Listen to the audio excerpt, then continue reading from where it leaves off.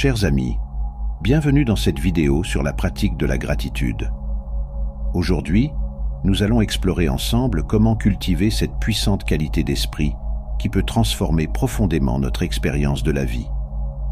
Que vous soyez novice ou pratiquant expérimenté, vous découvrirez des perspectives inspirantes sur la manière dont la gratitude peut enrichir votre quotidien, même dans les moments difficiles. La gratitude est une reconnaissance gracieuse de tout ce qui nous soutient, une révérence à nos bénédictions, grandes et petites. Les moines bouddhistes commencent chaque journée par des chants de gratitude pour les dons de nourriture et d'abri, d'amitié et pour les enseignements qui profitent à tous. La gratitude est la confiance en la vie elle-même. En elle, nous ressentons comment la même force qui pousse l'herbe à travers les fissures du trottoir vivifie notre propre vie. Au Tibet, les moines et les nonnes offrent même des prières de gratitude pour la souffrance qu'ils ont reçue. Accordez-moi d'avoir suffisamment de souffrance pour éveiller en moi la compassion et la sagesse les plus profondes possibles. La gratitude n'envie pas et ne compare pas. Elle ne dépend pas de ce que vous avez, mais de votre cœur. Vous pouvez même trouver de la gratitude pour votre lot de chagrin, pour la main qui vous a été distribuée. Il y a un mystère qui entoure même vos difficultés et vos souffrances. Parfois, c'est à travers les choses les plus difficiles que votre cœur apprend ses leçons les plus importantes. À mesure que la gratitude grandit, elle donne naissance à la joie. Nous trouvons le courage de nous réjouir de nos propres bénédictions et du bonheur des autres. Dans la joie, nous n'avons pas peur du plaisir. Nous ne croyons pas à tort qu'il est déloyal envers la souffrance du monde d'honorer la part de bonheur qui nous a été donnée. La joie réjouit le cœur. Nous pouvons être joyeux pour les personnes que nous aimons, pour les moments de bonté, pour la lumière du soleil et les arbres, et pour le souffle même dans nos poumons. Comme un enfant innocent, nous pouvons nous réjouir de la vie elle-même, d'être en vie. La pratique bouddhiste de cultiver la gratitude mène à l'expérience directe de l'interconnexion de toute vie. La gratitude est la plus douce de toutes les pratiques pour vivre le dharma dans la vie quotidienne et la plus facilement cultivée, nécessitant le moins de sacrifices pour ce qui est gagné en retour. C'est une forme très puissante de pratique de pleine conscience, particulièrement pour les étudiants qui ont des sentiments dépressifs ou d'autodéfaite, ceux qui ont accès à l'émerveillement comme état extatique, et ceux avec une personnalité réactive qui remarquent habituellement tout ce qui ne va pas dans une situation. Le Bouddha enseignait que chaque naissance humaine est précieuse et digne de gratitude. Dans l'une de ses analogies bien connues, il disait que recevoir une naissance humaine est plus rare que la chance qu'une tortue aveugle flottant dans l'océan passe sa tête à travers un petit cerceau.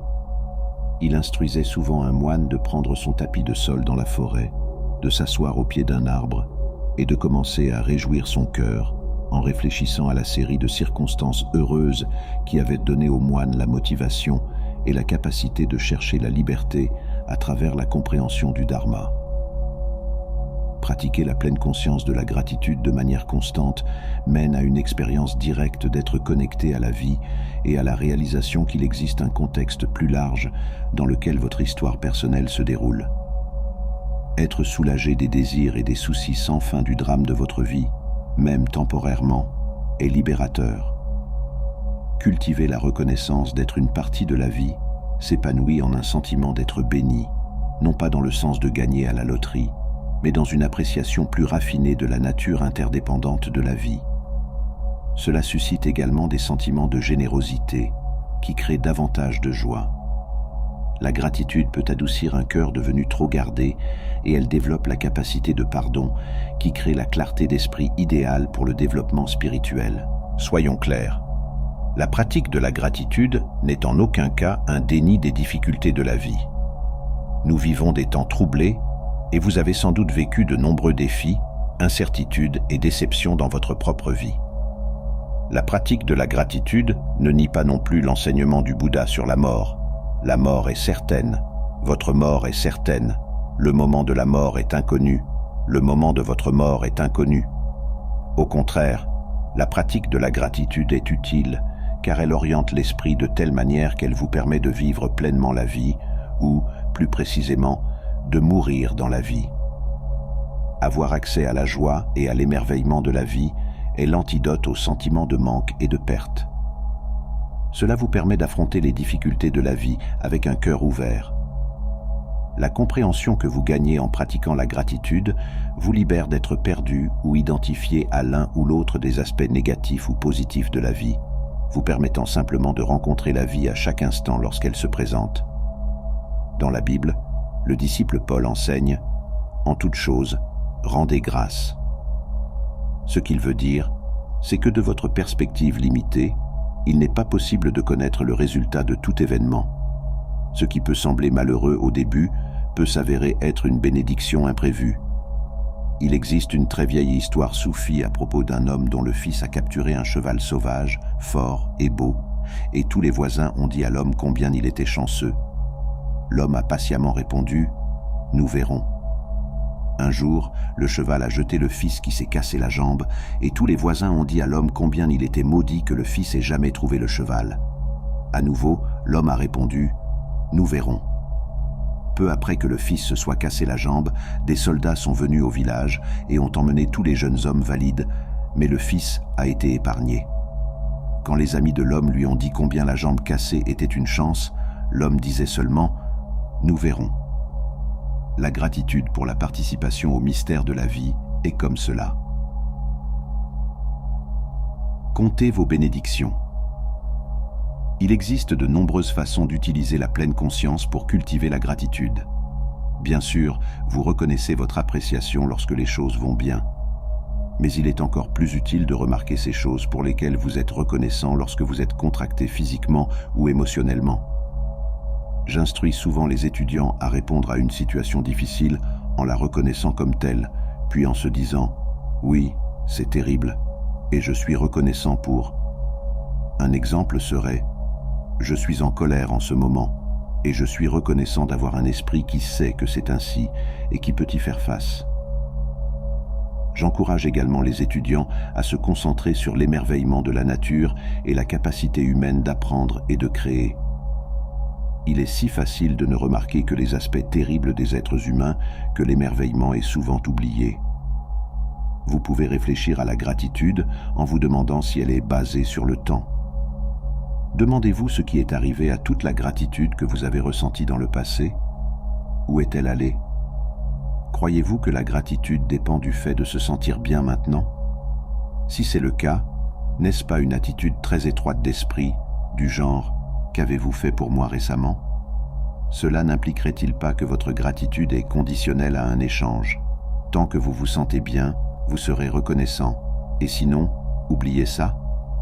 Ce n'est pas la qualité de gratitude qui mène à une expérience mystique et directe de la vie.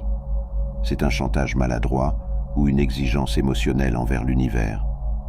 Vous pouvez aussi pratiquer la gratitude consciente envers votre famille, vos amis, vos enseignants, vos bienfaiteurs et tous ceux qui vous ont précédé et qui ont rendu possible que votre existence soit confortable, informée et autonome. Prenez quelques minutes à la fin de chaque journée pour noter mentalement les nombreuses personnes qui vous ont servi invisiblement en vous fournissant des médicaments, un abri, de la sécurité, de la nourriture et de l'éducation. Si on vous demandait de faire une liste des choses pour lesquelles vous êtes reconnaissant, quelle serait la longueur de cette liste? 20 éléments, 100, 500. Vous incluriez probablement votre santé, la capacité de votre esprit à bien fonctionner, votre famille, vos amis et votre liberté.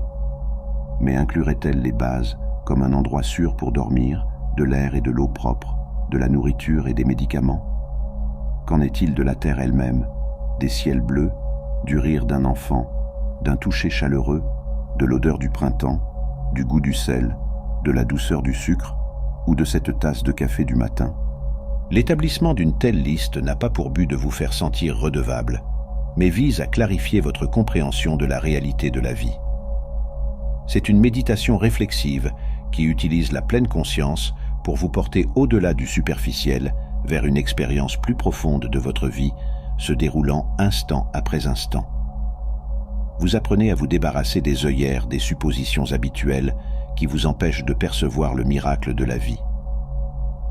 La prochaine étape dans la pratique de la gratitude consiste à remarquer activement les choses pour lesquelles vous êtes reconnaissant tout au long de votre journée ordinaire. Par exemple, lorsque vous êtes coincé dans les embouteillages et que cela vous rend en retard et irrité, vous remarquez que vous pouvez être reconnaissant d'avoir un moyen de transport et que les autres conducteurs respectent les règles de conduite convenues, ce qui évite le chaos et les conditions dangereuses. En d'autres termes, il y a un niveau de bien-être et de coopération communautaire qui vous soutient même au milieu de votre mauvaise journée. Et vous faites cela non pas 1 ou 2 fois, mais 100 fois par jour. Vous le faites non pas pour sortir d'une mauvaise humeur ou pour être une personne plus gentille, mais avec l'intention de voir clairement la véritable situation de votre vie. La circulation reste frustrante, mais l'expérience intérieure de la façon dont votre vie se déroule commence à changer. Peu à peu, vous devenez plus clair sur ce qui compte vraiment pour vous et il y a plus de facilité dans votre expérience quotidienne. Vous pourriez vous interroger sur votre ratio de gratitude. Vivez-vous les bonnes choses de votre vie dans une vraie proportion par rapport aux mauvaises choses? Ou les mauvaises choses reçoivent-elles une quantité disproportionnée de votre attention, de sorte que vous avez une perception déformée de votre vie? Examiner votre vie de cette façon peut être choquant, car vous pouvez commencer à réaliser à quel point vous êtes défini par une série sans fin de réactions émotionnelles, dont beaucoup sont basées sur des désirs relativement peu importants et temporaires. Quand vous regardez combien vous vous plaignez par rapport à la gratitude que vous ressentez, vous réalisez à quel point votre réponse émotionnelle est éloignée de votre situation réelle. Le but de cette enquête n'est pas de vous juger, mais plutôt de vous motiver à trouver une perspective plus vraie. Pourquoi voudriez-vous aller avec une vision déformée de votre vie, en particulier quand cela vous rend malheureux? Sans instruction, réfléchir à la gratitude peut sembler ennuyeux ou sentimental, évoquant des souvenirs de votre mère, vous exhortant à manger toute la nourriture dans votre assiette. Une partie de la confusion vient du fait que beaucoup de gens en sont venus à assimiler la gratitude à l'obligation. Mais la vraie gratitude commence comme une appréciation pour ce qui est entré dans votre vie. De cette appréciation naît une émotion naturelle et spontanée qui est la gratitude, souvent suivie de générosité. Quand la gratitude vient de l'endettement, par définition, ce qui a été donné ne peut pas avoir été un cadeau. Il y a un côté sombre à la gratitude, où la réalité est déformée d'une autre manière. Il se manifeste par une attitude désespérée ou impuissante déguisée en gratitude et s'exprime par une voix passive et autodestructrice. Oui, ces choses sont mauvaises et injustes, mais je devrais être reconnaissant pour ce que j'ai. Ou, au moins nous avons ceci. Ou, comparé à ces gens, regardez comme nous sommes mieux lotis. Cette voix, qu'elle soit intérieure ou qu'elle vienne de quelqu'un d'autre, n'est pas digne de confiance. La gratitude n'est pas une excuse pour être passif face aux besoins personnels ou sociétaux ou à l'injustice. Vous n'êtes pas dispensé de travailler à devenir une personne attentionnée, de créer une meilleure vie pour vos proches ou de protéger les innocents. Reconnaître le grand don d'une vie humaine à travers la gratitude est tout le contraire.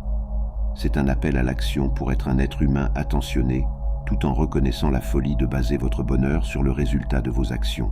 Vous êtes nombreux à sous-estimer la gratitude. Beaucoup se demandent, si ressentir de la gratitude fait tant de bien, pourquoi la négligeons-nous souvent?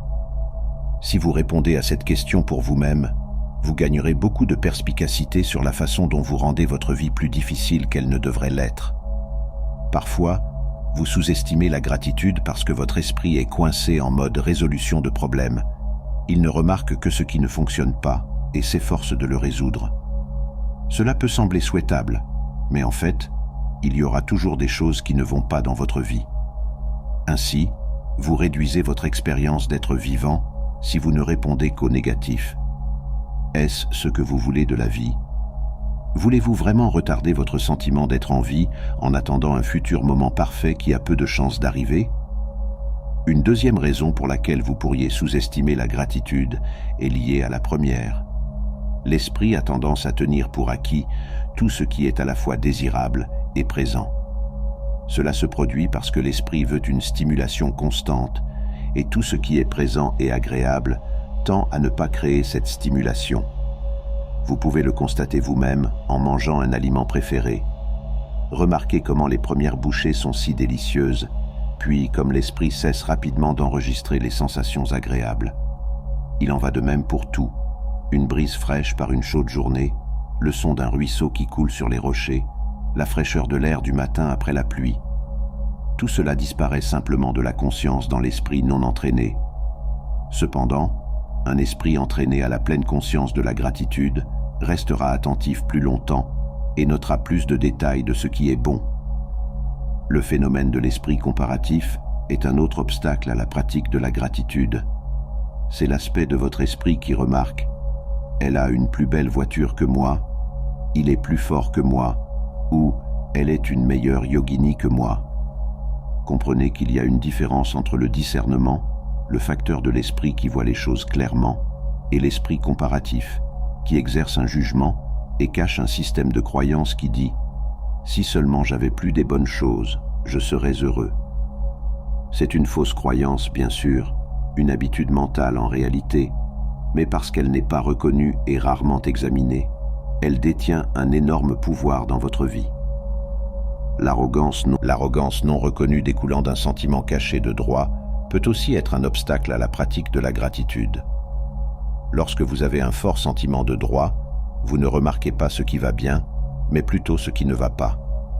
Cela peut provenir d'un sentiment d'avoir injustement souffert ou d'avoir été privé.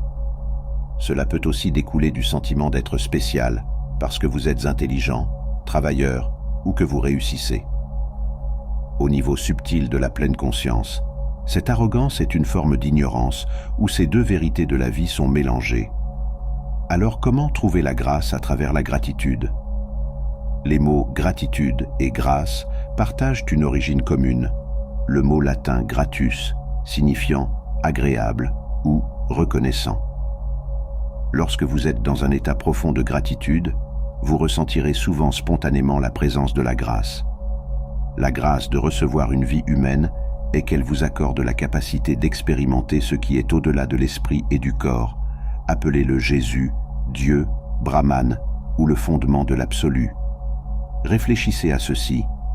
Vous, avec tous vos défauts, avez été choisi pour cette opportunité de goûter consciemment à la vie, de la connaître pour ce qu'elle est et d'en faire ce que vous êtes capable.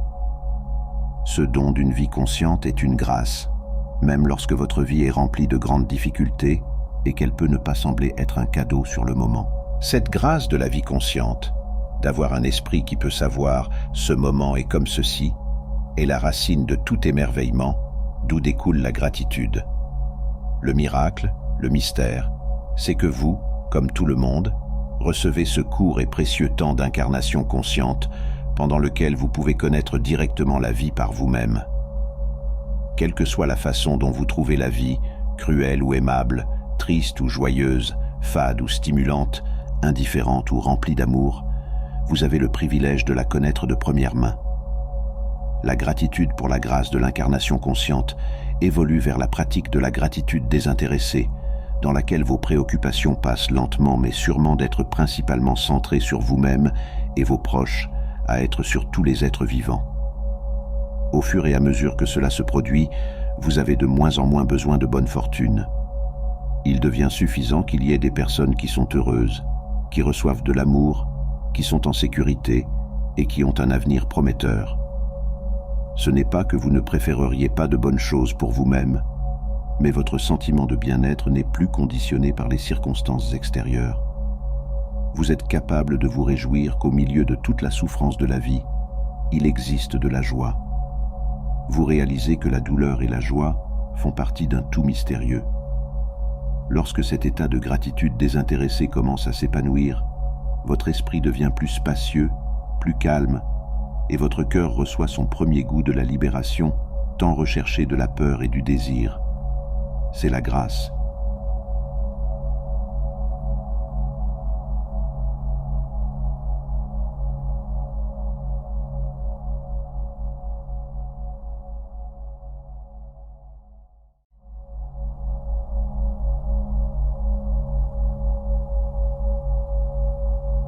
La vie est à la fois précieuse et douloureuse en même temps.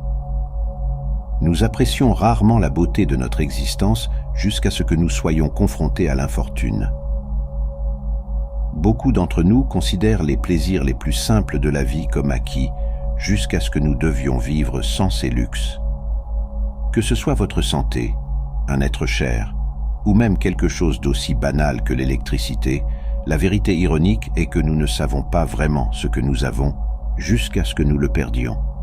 Lorsque nous nous enfermons dans l'auto-apitoiement et adoptons une identité de victime arbitraire, nous nous engageons dans un cycle sans fin de souffrance.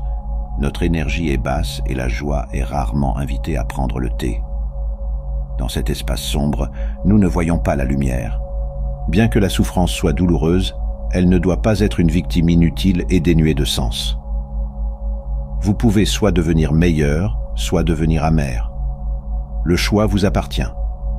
La souffrance peut conduire à la gratitude si vous vous y rendez. Alors, comment vous rendez-vous à la douleur et à la souffrance? Par une vie consciente.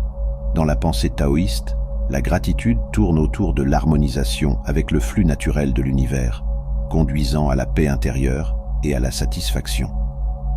Elle enseigne que la gratitude est une force puissante pour la guérison et la transformation, aidant à surmonter toutes les émotions négatives et à cultiver une énergie positive. La gratitude vient directement de votre nature. Un taoïste peut être reconnaissant et en effet peut être enchanté de témoigner ou de ressentir une petite partie de la merveilleuse richesse du Tao. Ce n'est pas une question d'éducation ou d'âge. Même le nourrisson le plus petit et le plus faible absorbe et exprime simultanément un coin du Tao. Un taoïste, alors, exprimerait sa gratitude, au sens de reconnaître et de se soumettre avec gratitude aux forces incontrôlables du Tao qui façonnent nos vies et produisent le bien ainsi que le mal autour de nous. C'est dans cet esprit que j'exprime ma gratitude. Il y a un dicton simple à garder à l'esprit. Le Tao aime une personne reconnaissante. La gratitude est l'amour, c'est de l'énergie, c'est de la joie. La gratitude est une grâce, c'est la voix du divin. Un simple merci est une reconnaissance, et une reconnaissance des bénédictions de la vie, peu importe qu'elles semblent grandes ou petites. La fréquence vibratoire élevée de la gratitude nous permet de sortir de la peur, de l'histoire du pas assez bien, nous permettant de voir la vérité de qui nous sommes. La gratitude est un médicament puissant.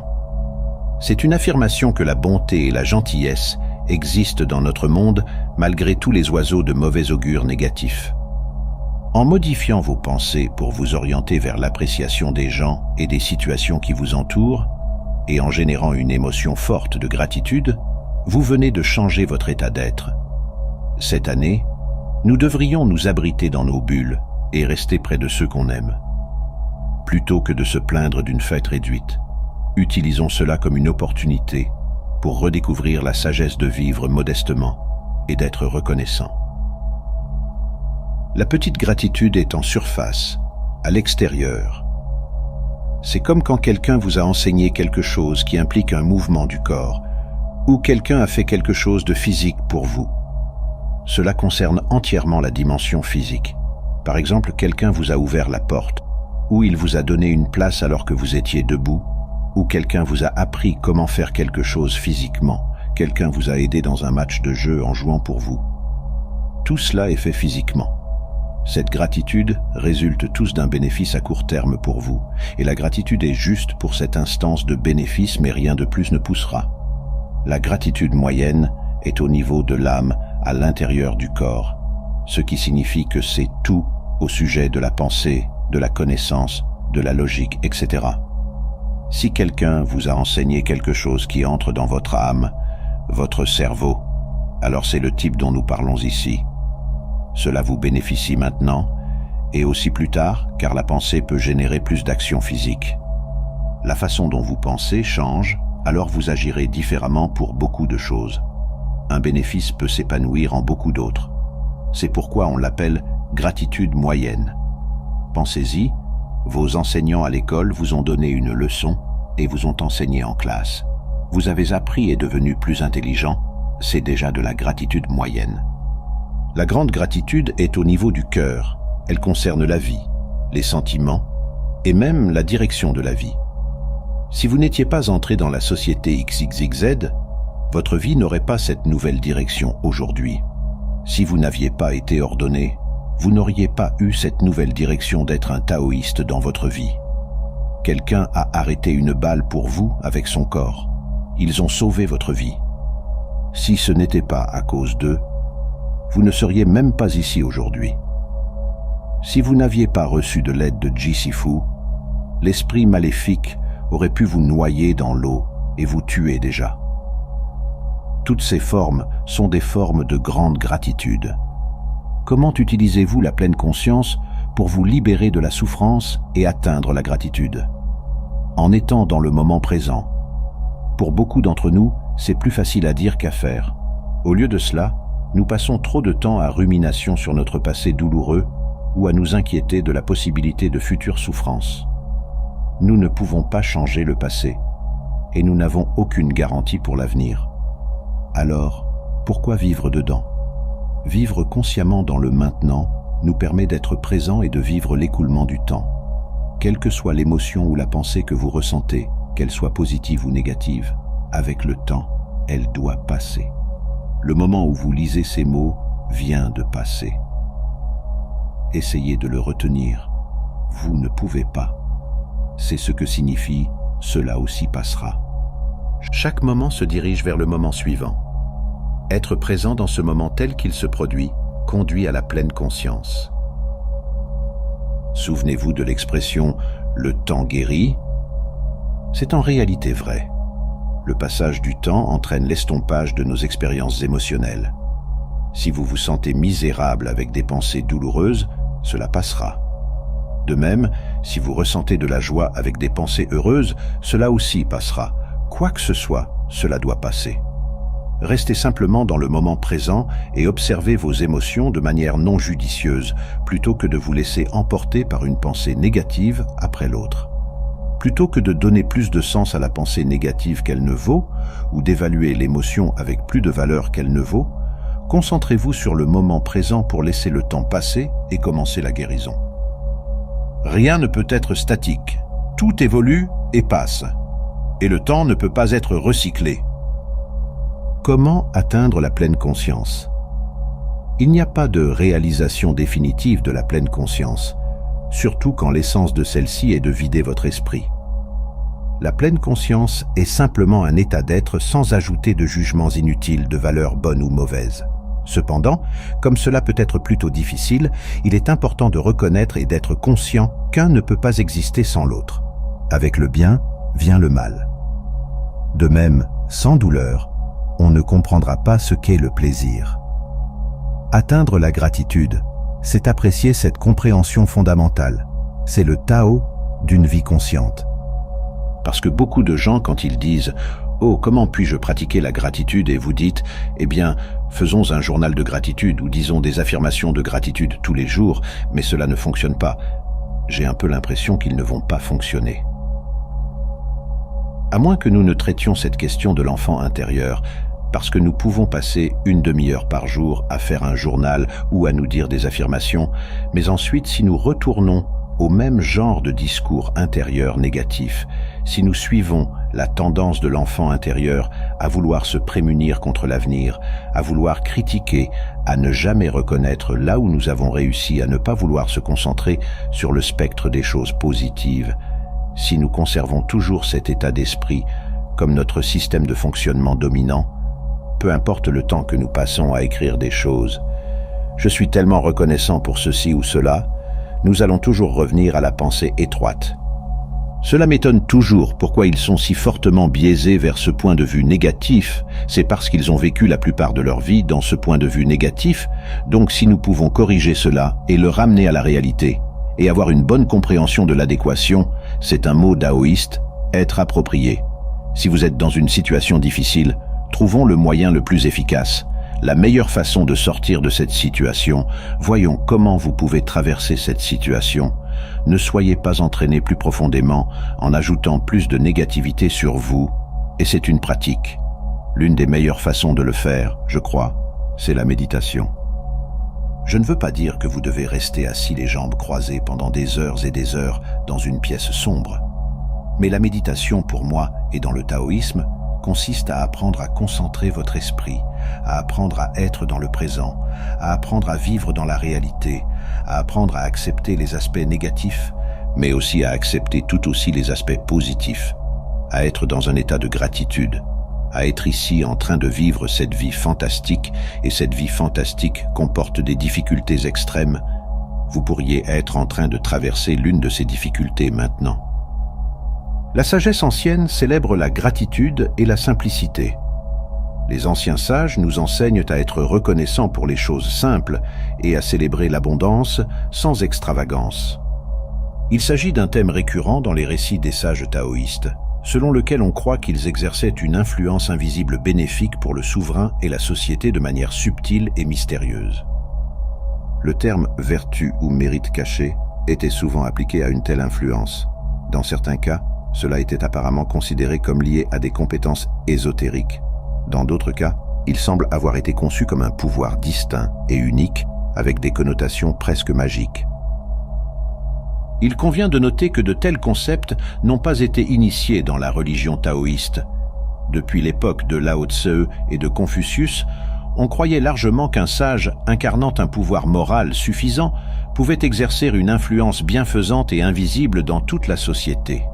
Selon Lao Tse, le désintéressement est une qualité essentielle du Tao lui-même, l'origine transcendante et la force directrice de l'univers. Le Tao bénéficie à toute chose sans attendre éloge ni récompense. Dans le domaine humain, l'idéal de Lao Tse était le sage, un individu qui émule avec succès le Tao. Le sage est décrit comme celui qui se perfectionne lui-même et bénéficie aux autres de la manière silencieuse et désintéressée du Tao lui-même. On dit de lui qu'il est bienveillant et fidèle envers tous, indépendamment du comportement des autres, et qu'il accepte les besoins et les intérêts des autres comme les siens. En fait, on dit qu'il chérit la bienveillance comme son trésor principal dans la vie.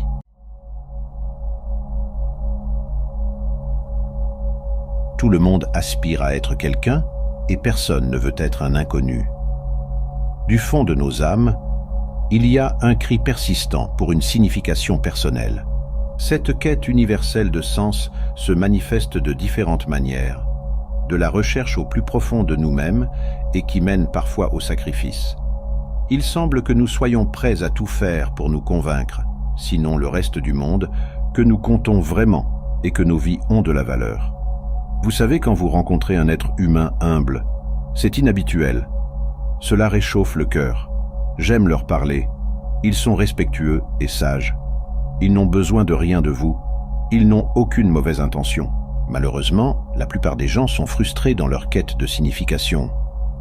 Le système actuel d'élitisme et de rangisme ne permet qu'à quelques-uns de réaliser leurs aspirations. Par exemple, de nombreux étudiants concourent pour être admis dans des professions prestigieuses telles que la médecine, le droit et la psychologie, mais seule une petite partie réussit. Comment pratiquer la vertu de l'humilité dans un monde aussi compétitif, où seul le vainqueur récolte les fruits?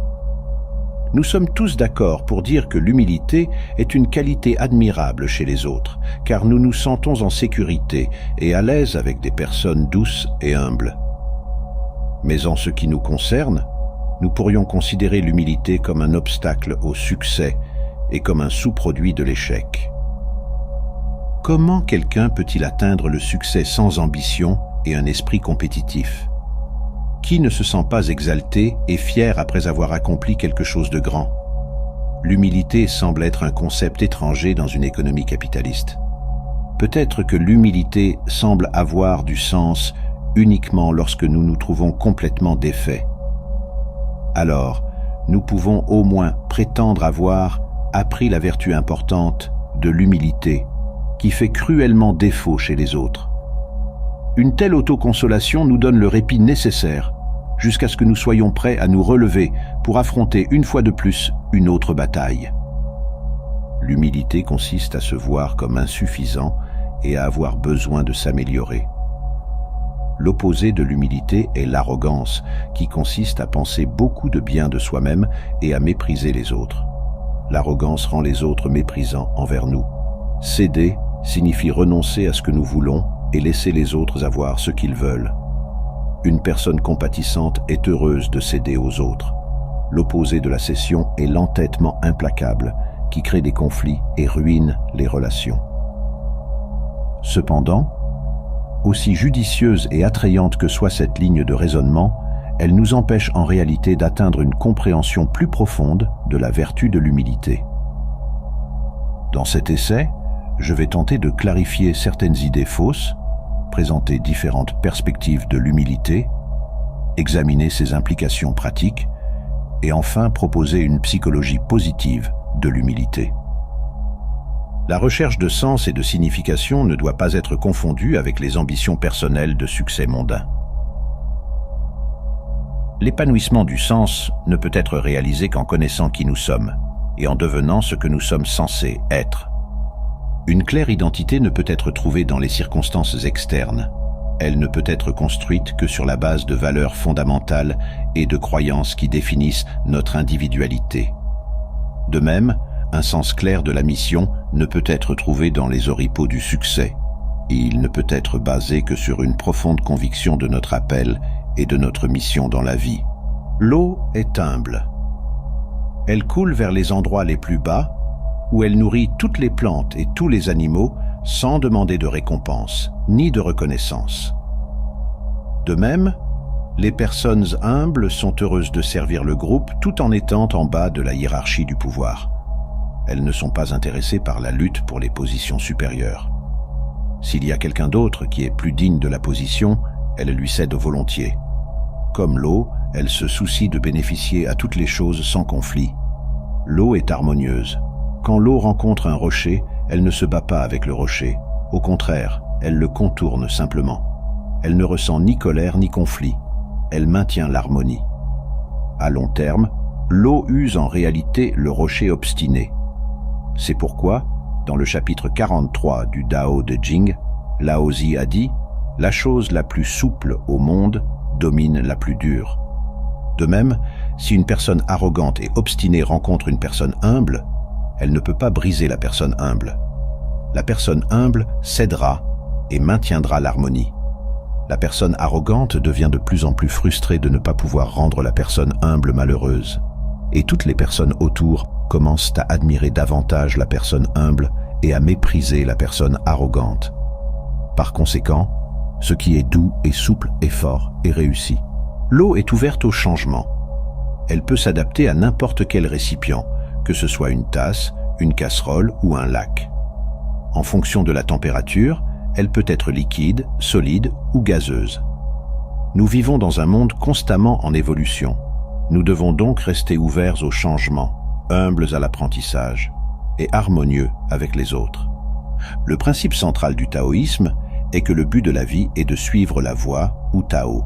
Pour vivre selon le Tao, le principe universel, il faut embrasser le principe de l'humilité et de la non-action, Wu Wei. Cette philosophie est en réalité très pratique, car elle permet aux gens de vivre dans la tranquillité et la satisfaction même au milieu de la pauvreté, des guerres et des catastrophes naturelles. Le développement rapide de la société industrielle a apporté une pléthore de marchandises et de nouvelles technologies, ainsi qu'une explosion d'informations et une communication interpersonnelle accélérée.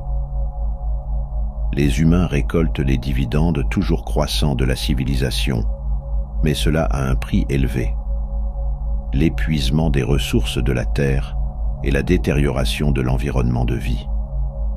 Cela a suscité une réflexion sur les problèmes potentiels liés à la manière dont les gens vivent et produisent ce dont ils ont besoin.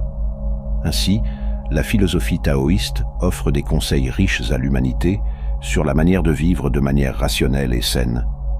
Ces idées sont inestimables pour nos vies aujourd'hui et indiquent également une voie à suivre pour l'avenir, non seulement pour la Chine, mais pour le monde entier. L'humilité est l'un des concepts éthiques les plus essentiels dans le taoïsme, avec une influence considérable sur l'humanité. Bien qu'il existe de nombreux termes décrivant l'humilité dans la Chine ancienne, le taoïsme développe le concept de manière profonde, ajoutant à la profondeur théorique et à la portée de l'humilité. La compréhension de l'humilité dans le taoïsme est systématique plutôt que aléatoire ou fragmentée. Dans le taoïsme, l'humilité est considérée comme une vertu mais elle n'est pas limitée aux relations interpersonnelles, et elle n'est pas simplement considérée comme une caractéristique morale. Vue dans une perspective large, l'humilité est placée dans un contexte holistique et considérée comme la manifestation quintessentielle du rôle du Tao. Dans le taoïsme, bien que toutes choses diffèrent les unes des autres de diverses manières, elles découlent toutes du Tao, ou de la voie. En ce sens, tout suit une rationalité de l'existence, et ainsi tous naissent égaux, ni haut ni bas, humble ni noble.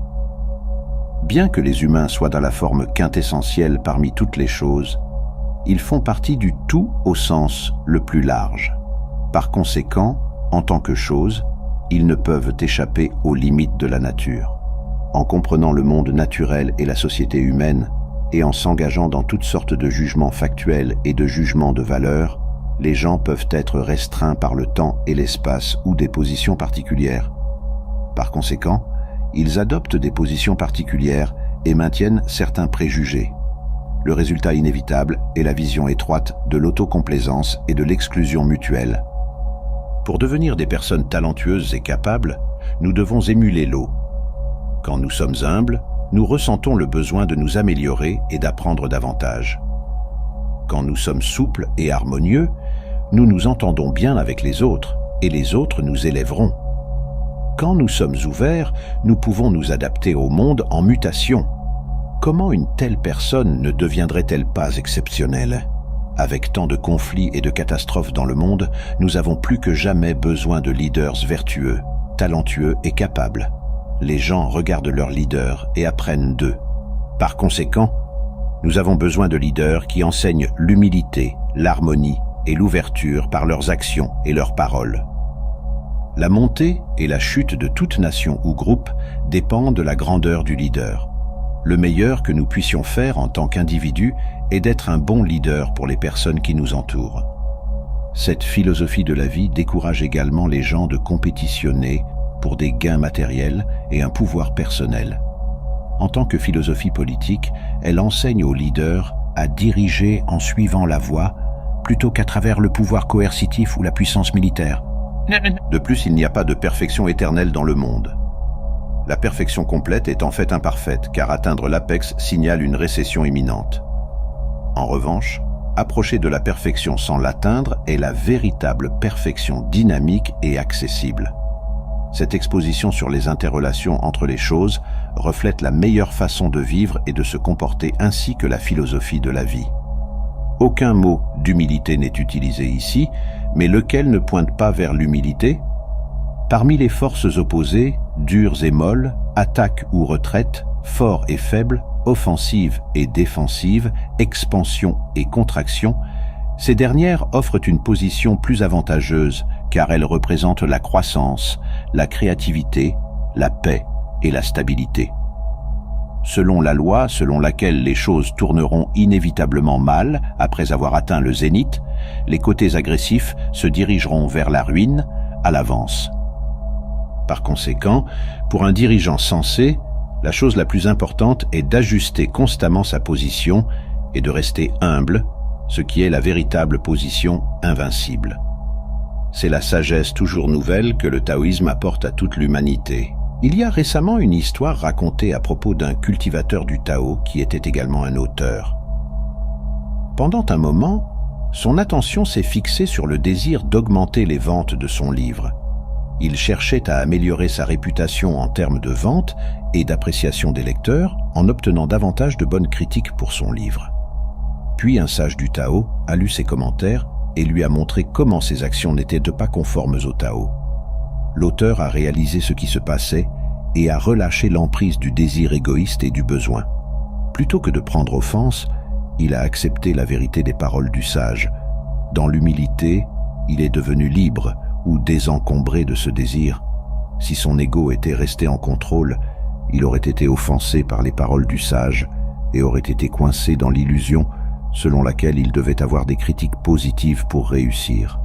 Il aurait pu se laisser distraire par l'offense et la souffrance qui l'accompagnent. En étant comme l'eau, il a assumé la position basse, l'humilité, où l'ego ne pouvait pas résider. De cette manière, il a permis à son esprit de sagesse de s'exprimer et de devenir fort. Le sage taoïste lui a offert la vérité, mais elle n'a été acceptée et comprise que par l'humilité. Il y a de la force dans l'humilité, parce que l'ego n'a pas d'emprise. Il meurt par manque d'attention et de fierté. Avec l'ego écarté, la sagesse et la connaissance prennent racine comme l'épanouissement de la fleur de lotus, s'élevant au-dessus et devenant un avec le grand Tao. Nous pouvons reconnaître l'ego à l'œuvre lorsque nous nous trouvons incapables d'être humbles. Si vous commencez à ressentir la fierté, l'arrogance et la contention s'installer, c'est l'ego. Si vous ne pouvez même pas, ne serait-ce qu'un moment, pratiquer l'humilité et prendre la place basse, c'est l'ego. Si vous ne pouvez pas passer outre à une offense perçue, c'est l'ego. L'humilité est une médecine, le remède, l'antidote à l'ego qui est un poison pour l'esprit. Libérez-vous, revenez à votre véritable être et expérimentez la force et le courage de couler comme l'eau. Chers amis, je tiens à prendre un moment pour exprimer ma profonde gratitude à chacun d'entre vous. Votre soutien, vos vues et vos j'aime sont des témoignages précieux de l'énergie positive qui circule au sein de notre communauté. Voir notre communauté grandir, lire vos retours et réaliser que mon contenu résonne avec vous est une source constante de motivation et d'inspiration. Votre soutien continu m'encourage à repousser mes limites et à créer du contenu qui vous inspire et vous enrichit. Merci infiniment pour votre présence et votre engagement. Ensemble, continuons à construire cette communauté inspirante.